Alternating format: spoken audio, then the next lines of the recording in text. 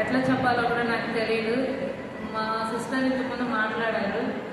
మా బావ వల్ల మా సిస్టరు, నేను, మా ఫ్యామిలీ మెంబర్స్ అంటే మా అమ్మ నాన్న అందరూ కూడా, మా అక్క పిల్లలు బాగా ఇబ్బంది పడుతున్నారు. ఇంతమంది ఒక వ్యక్తి వల్ల ఎందుకు ఇబ్బంది పడుతున్నారా అన్న ప్రశ్న నాకు వచ్చింది. దానికి నాకు అనిపించింది ఏమంటే, మా అమ్మ వాళ్ళ నాన్న ఆయన మమ్మల్ని పెంచారు. ఆయన లాస్ట్ స్టేజ్లో షుగర్ పేషెంట్. ఆయనకి లిమిట్ ఫుడ్ పెట్టాలి, మీకు ఎక్కువ పెడితే ఇబ్బంది అయిపోతుంది, ఇట్లా కండిషన్స్ అప్పుడు అందరూ చెప్తా ఉంటారు. కాబట్టి నేను అప్పుడు చదువుకుంటున్నాను. నేను జాబ్ ఫీల్డ్లోకి రాలేదు, ప్రజెంట్ అయితే నేను మెడికల్ ఫీల్డ్లో వర్క్ చేస్తున్నాను. అప్పుడు ఇంకెక్కువ పెట్టకూడదు అట్లా అన్నప్పుడు ఆయన పాపం ఏడ్చేవాడు. ఆ క్లాస్ని కొంచెం పెట్టమని అడిగేవాడు. మా వైపు ఏమంటే ఆయన ఎక్కడ ఇబ్బంది పడతాడో అని మేము ఇంతే పెట్టాలి, నువ్వు ఇంతే తినాలి అనేసి అని మేము పెట్టేవాళ్ళం కాదు. అప్పుడు మేము ఆ లాస్ట్ స్టేజ్లో కూడా ఆయనకి సేవ చేస్తున్నప్పుడు కొంచెం విసిగించుకొని చేశాం. నేను అమ్మ ఫుల్ ప్రెజర్గా చేస్తున్నప్పటికి కూడా ఆయన చేస్తున్నప్పుడు ఏదో కొంచెం విసుగు అనేది మనసులో వచ్చింది. ఆ ప్రభావం ఇప్పుడు మేము మా బావ రూపంలో అనుభవిస్తున్నామేమో. మా తాతకి మనస్ఫూర్తిగా క్షమాపణ చెప్పాను.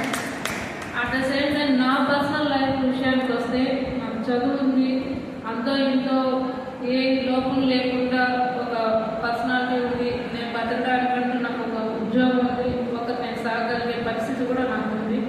అయినా నా మ్యారేజ్ విషయంలో కొంచెం నాకు అన్ని అవకాశాలు వచ్చాయి. పెళ్ళి అవ్వడం అవన్నీ ఏదో ఒక చిన్న కారణం లాగా వాళ్ళకి ఇచ్చిన గోల్డ్ మిస్ అవ్వడం, అక్కడ గొడవలు రావడం, అదే రోజు విడిపోవడం అనేది జరిగింది. దీనికి నా వెనక్కి వెళ్ళి నేను ఆలోచించుకుంటే నాకు అనిపించింది, నేను చదువుకునే రోజుల్లో చాలామంది అబ్బాయిలు నన్ను ఇష్టపడ్డ వాళ్ళు ఉన్నారు, నన్ను పెళ్లి చేసుకోవాలనుకున్న వాళ్ళు ఉన్నారు.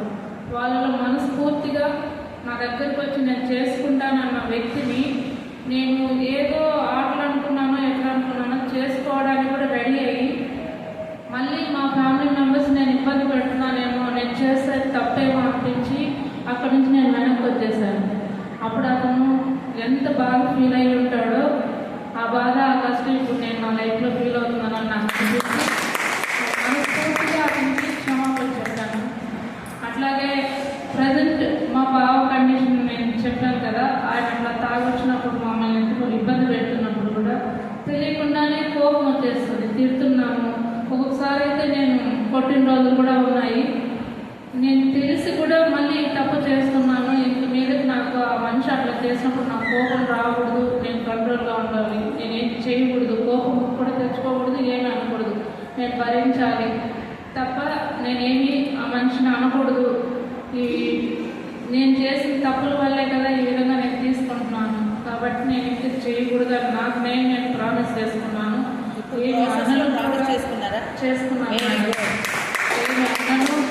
ఎంత బాధ పెట్టినా సరే భరించగలిగినంత వరకు భరిస్తాను. అదే నేను గురువు గారు కూడా చెప్పుకున్నాను. కాకపోతే ఇంత బాధను భరించే శక్తి లేదు గురువు గారు, నాకు ఈ కష్టాన్ని బాధను తొలగించండి అని అయితే కోరుకున్నాను మేడం. గట్టిగా క్లాస్ కొడదాం మేడం.